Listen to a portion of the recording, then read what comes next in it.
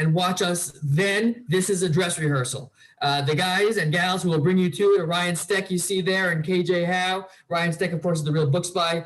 Kimberly Howe is an author herself and the bigwig at International Thriller Writers. I think she invented Thriller Fest, or at least she runs it. Also, the two guys, two of the three amigos from the Crew Reviews podcast, one of the greatest podcasts in the mystery thriller suspense category. If you haven't checked them out, check them out.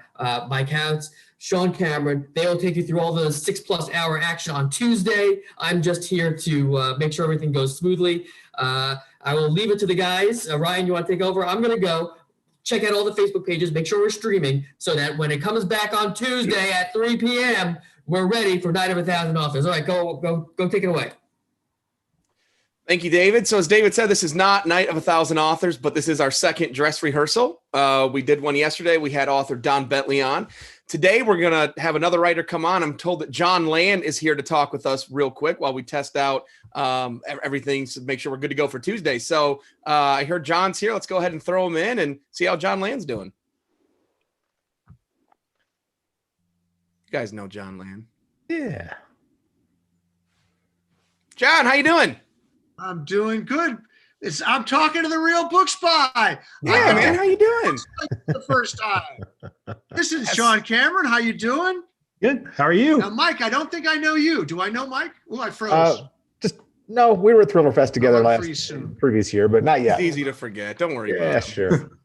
You got all that. Everyone that was important, you remembered. We're good, John. So how you doing, man? Why don't you tell us what do you got coming up project wise? What's next? Good. For I you? was frozen. Now I'm unfrozen. Today is a momentous day because I'm going to type the end on my second in the murder in the Capital Crime series, Margaret Truman's wonderful series, which I've taken over. The first one, Murder on the Metro, comes out in February, and the second, Murder at the CDC, will be published the following February. So today I typed the end on that, and as usual, it's too long. It's strange because guys and girls, I've written over 50 books, and there's one that all of them have in common. One thing all of them have in common: I never think they're going to be long enough. I always think I'm going to have to find more to put in. So what I end up doing is when I finish them, instead of putting more in, I have to go back to the beginning and take stuff out. So, but it's a labor of love. What can I say? Well, John, I'm a big fan of your work, and I love the versatility you have. You've done everything from nonfiction exposés and to, fiction, cozies, mystery thrillers, Caitlin Strong series. What I'm interested in knowing is, how does your nonfiction help your fiction or vice versa? Because it's really rare that people do all of the different genres that you do. It's a great question. And it's an interesting contrast. The first thing that comes to mind is that when you write fiction, as a novelist, your job is to make your characters feel like they're real people. When you write nonfiction, your job as a writer is to make the reader feel like your characters sound like fictional people. So it's the exact reverse. I would say, I think the answer to that question, Kim, is my fiction makes me a better nonfiction writer more than the reverse. Because when you apply fictional techniques to nonfiction, and by the way, I didn't invent this. Truman Capote, when he wrote In Cold Blood, called it a nonfiction novel. He invented the term faction. We know there are any number of nonfiction authors who are wonderful at research. When you do a book like Into the Wild or The Perfect Storm, two of the greatest nonfiction narratives of this era, your challenge is you don't know anything that happened. And there's only so much you can get. There are only so many dots you can put on the page. Eventually you have to connect them with your imagination. So I think approaching nonfiction with the mindset of fiction means that every chapter is going to begin with a hook. Every chapter is going to end with a cliffhanger. you're going to find the narrative strand that creates cohesion and creates a sense of story. I would say, though, that some of the best research I did for my latest Caitlin Strong book, Strong from the Heart, which is about the opioid crisis, came from a nonfiction book I did called Chasing the Dragon, which I wrote with the foremost, one of the greatest DEA agents in history, Dan Addario, who was there for all the incarnations of the DEA, every single one of them.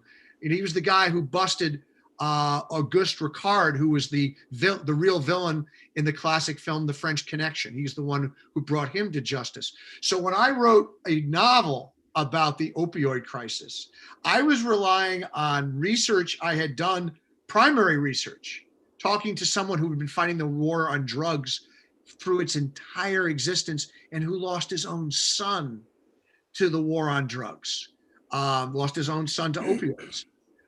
To the point where I actually based a character, a 90-year-old ex-Texas Ranger named Doyle Lodge in Strong from the Heart, is a homage to the very real life Dan Addario. John, that's fascinating. I mean, honestly, we could talk to you like all day. Find out more from you. What was your next project that comes out again? Can you tell us the title one more time? Murder on the Metro comes out on February 16th. My first book in the Capital Crime series. And Ryan, it's an interesting experience because it's the second time I've taken over a branded legacy series. The first one was Murder, She Wrote. The most important thing an author has to do, in my mind, not all authors' minds who are better at this than I am, is to take ownership of something, is to make it your own. So it doesn't matter whose name is on the cover with yours, or even if your name is on the cover at all, it's yours. Making Murder, She Wrote my own was a bit of a stretch because it wasn't my style. And although I loved what I did with that series, and I think the vast majority of readers would agree, it was not all the traditional Murder, She Wrote book fans would agree, because I took the series in a different direction. Yeah. However, with Capital Crimes, I'm taking over a legacy that is right within my wheelhouse. And to see their early response, the early reviews, the early Goodreads reviews, to see what people are saying is the polar opposite of the initial response I got when I took over Murder, She Wrote.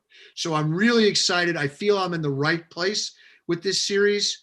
And I'm home with my own publisher, Forge, instead of branching out to somebody new. So I'm really excited. It's not easy to get those opportunities in this crazy business of ours. So I'm very grateful for the chance, and I hope I'm up to it.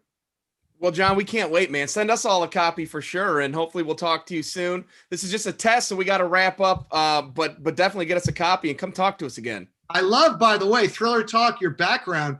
I love that, whatever that it's not a screen, whatever a screensaver, whatever that's called. It's a lot different than the virtual backgrounds I use in Zoom sometimes when my hands disappear whenever I move them. So great work. Sean, I'm thinking you designed this. You got that. I wish, my friend. Somebody got to take credit. It was Kim Howe, Executive Director of the International Thriller Writers. Honestly, knowing all of us, I don't know how anyone's first guess was not Kim on that one, but throw Sean a bone. John, so great to have you, man. We'll talk to you real soon, and we'll look for that book to come out. All right, take care. Thank you, Ryan. Thank you, Mike. Thank you, Sean. Thank you, Kim. Take care. Thanks, John. Everyone else, we will be live on election night starting at